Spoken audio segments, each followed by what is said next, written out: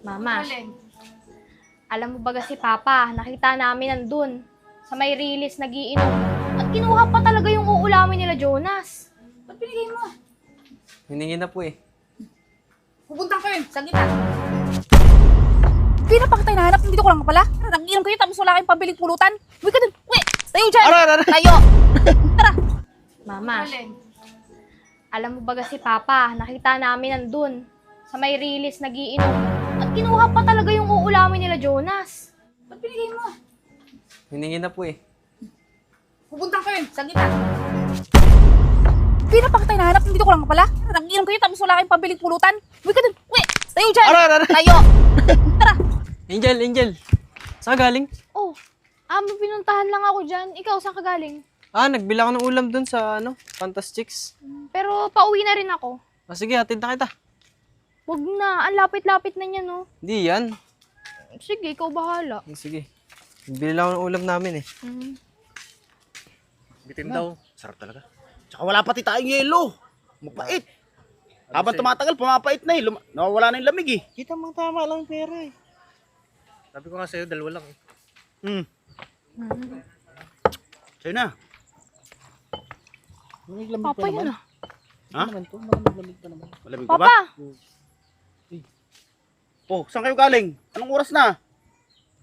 Nagkasalubungan lang po kami ni Jonas. Ihahatid niya na raw ako at gabi na eh.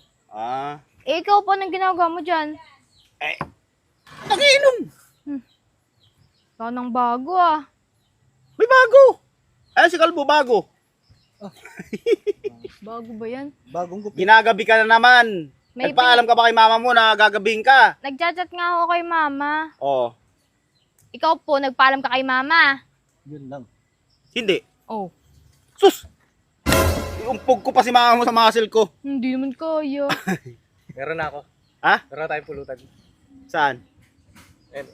Yes, albarin ko na yan. Sige, walang problema. Laki yung pulutan Pang-ulam dito niya yan ah.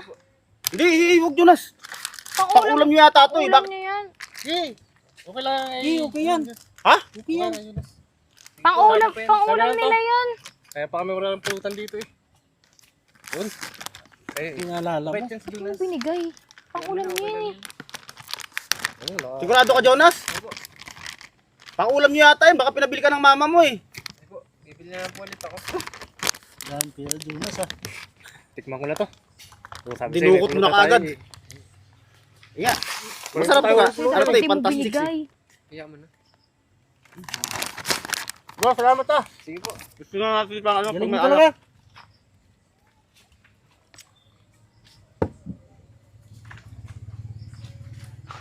Yun na, may na kayo.